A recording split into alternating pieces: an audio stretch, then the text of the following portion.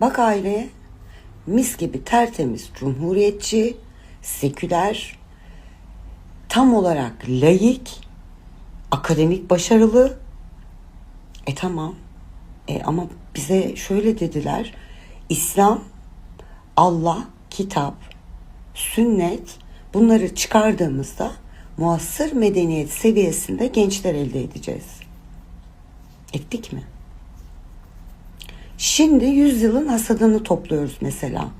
Çocuklardan Allah'ı, dini, Kur'an'ı, peygamberi kaldırdığında ve bunun çağ dışılık olduğunu empoze ettiğinde aldığın ürün bu işte. Bu aile İslami yaşayan bir aile olsaydı şu anda Türkiye'de kaç kişi ayağa kalkmıştı? İşte İslam terör demektir diye. Kim diyor bunlara bir şey?